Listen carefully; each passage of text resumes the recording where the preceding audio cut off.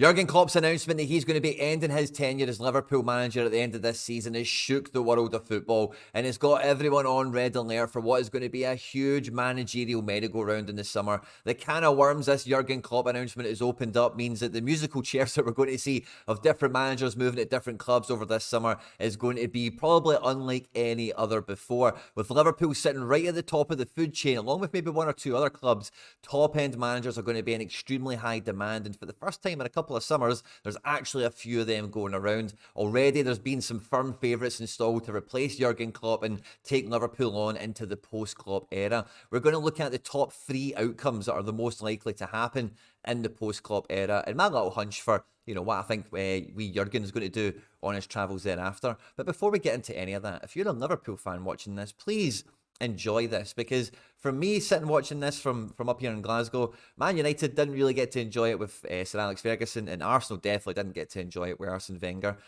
Enjoy your legendary manager's final season for as much as you can. You're sitting top of the league right now. You might go on to win another Premier League title, which I think is a huge motivating factor for Klopp doing the announcement when he has it now. He wants to finish his tenure off with a bang, finish on a high if possible. He's not going to be doing a Jose Mourinho and coming back for a second stint. This is the one-time show with Klopp, I think, and he wants to push on and get some more trophies into the club, I believe, this season. So, again, Liverpool in a very unique position compared to Arsenal and Man United, where Klopp has actually handled a lot of the transition already, and if he is able to leave Liverpool on the top in the hands of a new manager, Liverpool could rebound or not even really miss a beat much better than a lot of other clubs doing this kind of legendary manager passing of the guard transition. So Liverpool fans, I hope you really enjoy the rest of your season. You can really just kind of be at the stadium, unlike the last time he's won the league, of course, and all that kind of stuff, and really, enjoy it. That's what football's all about, is these kind of legendary moments, these kind of moments in history that further down the road, you'll be glad that you've embraced and you've went with every kick of the ball, you've went with every match, the highs, the lows, and everything in between, because it is going to be an insane title race. So if you do win it this year, then I'll be quite happy to see Liverpool do it, because some of those second place medals you've got, man, they're so unlucky not to be first places, But anyway, let's get stuck straight into it. Now, before we can really look at the, who is actually likely to come in to be the next manager after Jurgen Klopp, the first thing we have to do is have a look at the Liverpool squad. Now, top to bottom, Liverpool are sitting top of the league, and you can see why throughout their squad. Alisson Becker, of course, one of the best goalkeepers in the world, top 3, top 1, depending on who you talk to. And then there's some able deputies in here for cups and, all the rest of it.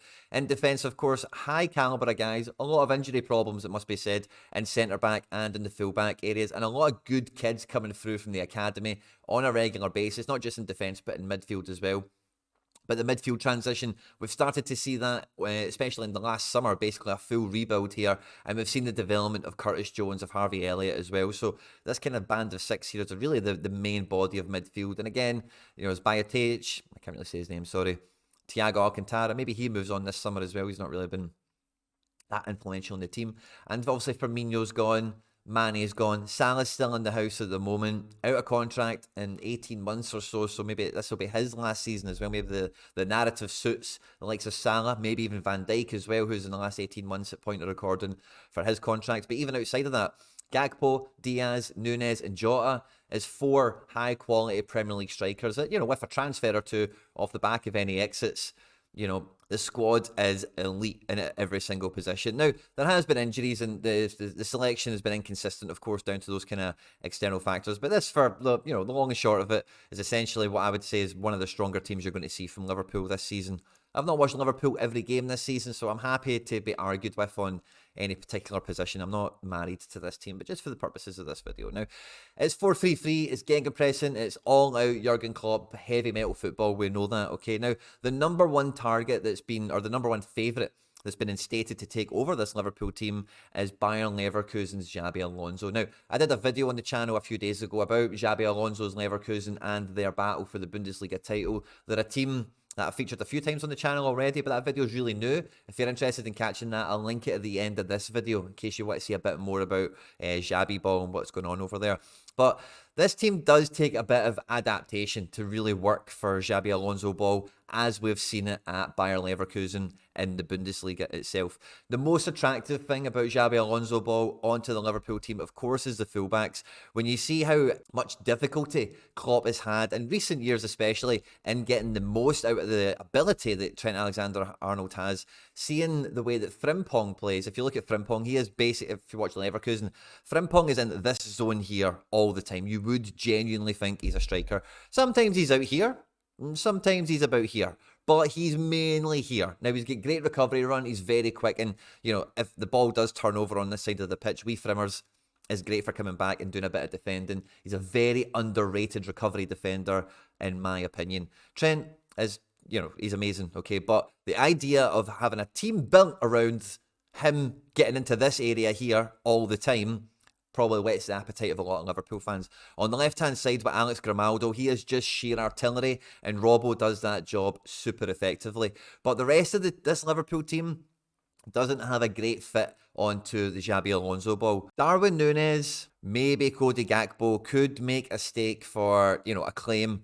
to be in the centre forward in from what we've seen from Xabi Alonso's Leverkusen. But having Victor Boniface up there, they've just went and signed Borja Iglesias to cover for that injury. They've got Patrick Schick, Adam Holzik in the team. It's a very deliberate profile, which is unlike any other Liverpool forward. So they would have to go out and buy a top calibre, very different forward to anything else they have. I think Gakpo and probably the likes of Diaz, or even Gakpo and Jota, I think these guys are more suited into these, like Hoffman for Leverkusen becomes a bit of a winger, and Wirtz on the other side of this is like he just gets to be dangerous all the time. So, you know, I think these sorts of players really suit these positions in the Xabi Alonso ball. And then in midfield, like, again, all the players that are involved, the three that we've got here on screen, there's also Harvey Elliott, of course, Ryan Gravenberch, and Wataru Endo that could come into this picture. But it was only going to be two centre mids. And at the moment, it's Ezequiel Palacios, I beg your pardon, and Granit Xhaka, who, again, are very deliberate profiles. Soboslai's maybe a bit too attacking. Soboslai would probably fit more into that Florian Wirtz kind of role, I suppose. Alexis McAllister can play a similar kind of role to either Xhaka or Palacios, depending on, Xabi Alonso. He's the man, he knows them best. And then maybe you are looking at Curtis Jones alongside there. But I do think that Xabi Alonso, looking at this midfield, will want a bit more muscle, will want guys with slightly bigger frames, a wee bit more, guys that seem to slow time down on the ball. I know the Liverpool team that we've currently got is a bit more front foot and, no time on the ball, turn it over quickly, move it quickly. But these midfield players here really do dictate the tempo, and the pace and the energy really comes from elsewhere in the team. So, and again, who knows how Xabi Alonso would adapt the team. The real question mark for me does come into defence, because it's a very clear three at the back system. I think if you can keep a hold of Van Dijk, Konate's in with the paint, of course, as well. The third centre-back, but who we're talking about, Kwanzaa or Matip. But there could be an argument for a three at the back kind of working here, whether you have Van Dijk or in the left, or maybe through the centre, perhaps. It will really depend on if Van Dijk stays or not, because if he doesn't, then, yeah, you can play Konate, you still get Kwanzaa perhaps, but then you really need a huge addition in at centre-back, and you're redeveloping a lot of the team here. We're imagining that isn't Salah, no Van Dijk, and yeah, let's just imagine Curtis Jones isn't for it either. This kind of semi-rebuilt Jurgen Klopp team now needs a new spine all of a sudden, with Xabi Alonso coming in. So as much as I think that it would be super attractive and it would suit a lot of the players that are kind of actually there at the moment, perhaps, I do feel with the kind of unknown status of, Salah and Van Dijk especially, and with just what I've seen, because you might just be thinking, oh, Quinn, it's just three at the back, it's no big deal. But if, again, check the video out, it's at the end of this one, but the three at the back is very different to any three at the back you've seen play whenever Leverkusen are against a team that are really difficult to break down, which is why Van Dijk would be super good in this team. Is Xabi Alonso just lets one of them go up and be a striker. He just lets one of them go up there, unashamedly overload the attack, and just give the opposition defence a huge man to deal with in the box, It happens a couple of times a game, and depending on who they're playing, maybe it's the right-sided one, maybe it's the left-hand-sided one. But they've got that sort of freedom, and that's how sort of, cutthroat that Leverkusen can be when they do attack. They just go for it. They will throw an extra body up there to cause the pain. So a lot of the key areas, the centre forward, the midfield balancing act, and, what does the back three look like? I think these are maybe too many questions. Now, I did a video not too long ago on the channel thinking about the next couple of transfer windows for Real Madrid, because they're going after the likes of Mbappe. They're always talking about maybe getting Haaland from Man City, etc., etc. And Xabi Alonso has been the number one favourite to take over at Real Madrid. Regardless of how his Leverkusen career goes, it does feel like those links, those bridges already been made. And when you look at the sort of team that Real Madrid are looking to build, that they have at the moment, you know, and if you add in Mbappe, Alphonso Davies, maybe the Frimpong transfer, which has been linked, Inacio as well, which has been linked, Hendricks here, maybe it is Haaland in like 3 seasons from now. If you're Xabi Alonso, how do you not want to take over that team? Again, lessons learned from Man United and Arsenal. Being the man that follows the man isn't always everything it's cracked up to be. And I don't think Xabi Alonso will want to walk that path when he's got the potential to go and take over the wonder kid Galacticos generation that Real Madrid are trying to build at the moment. I do think he'll become Liverpool manager probably at some point in his career, the way things are going, but this time around probably isn't the time for Xabi Alonso. You do want a manager that can keep Liverpool at the very top of the food chain, try and progress the team into this next generation, but doesn't take that much upheaval from where the team is currently at. And for me, when you think about one of the links that Klopp has had to what his next job might be after Liverpool, the Germany job, it's not what I think he'll do. Current Germany manager, Julian Nagelsmann, is only in contract for the Euros, and then after that, he will be out of contract. And looking at this Liverpool team, which has a lot of versatile players and a lot of ones that are very used to the general style of a Julian Nagelsmann team. Now, he does like a bit of three at the back as well, and maybe there would have to be a wee bit of transfer activity to maybe finesse the team ever so slightly. But he is a versatile manager. He can play 4 at the back. He can play 4-3-3. He can play 4-2-2-2-2. He can play 4-4-2. He's a very good coach, you know, and he's done very, very well at Hoffenheim, Leipzig, and maybe he did disappoint in the Champions League a little bit at Bayern Munich. Let's see how Germany do in the Euros. But he's already managed Konate. He's already managed Dominik Szoboszlai. He signed Gravenberch for Bayern Munich. So he already knows a good core of this squad. I think something like Nagelsmann coming in maybe helps you keep Van Dijk in the defence as well, and it maybe keeps a bit of balance back here. Maybe you do still lose Salah just because of the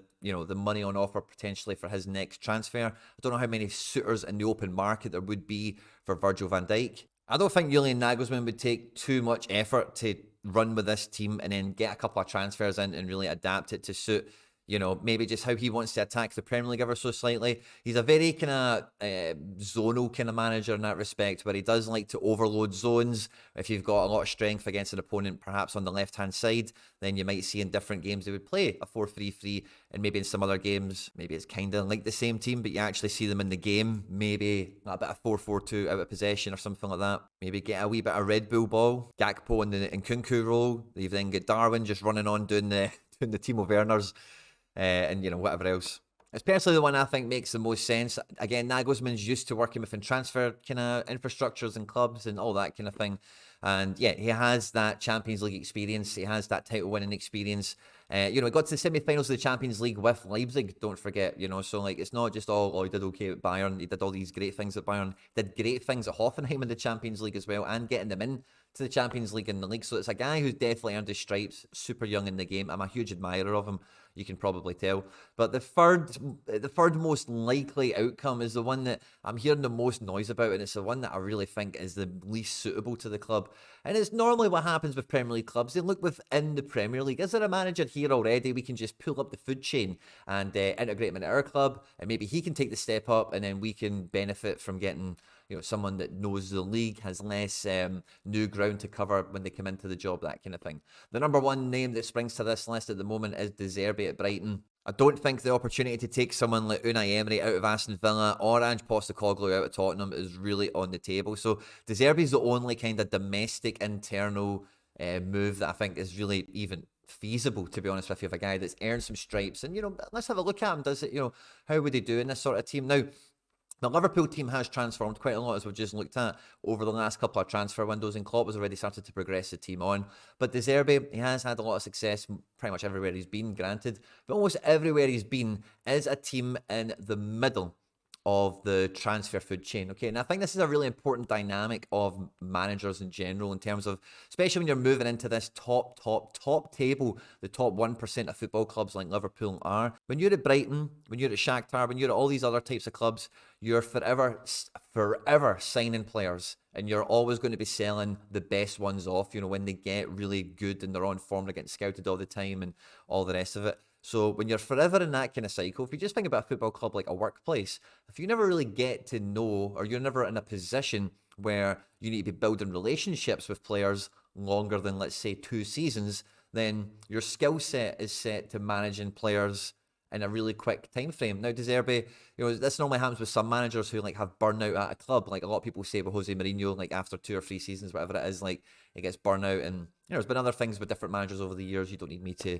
regale them for you. You know what I'm talking about. But some managers have it maybe just with individual players, like somebody like De Zerbi. It's a high volume, high churn kind of environment where you're used to meeting people. You're the manager. You're bringing them to Brighton. You're bringing them to the Premier League. You're the guy in position of power. You're bringing them from Belgium or from Ecuador or some obscure league and bringing them to the big time. So all those players immediately are beholden and grateful for the opportunity and give everything. And we really see that from Brighton in their transfer strategy, that all these unknowns that come in, they run faster, they tackle harder than a lot of other players in the league because they're hyper motivated.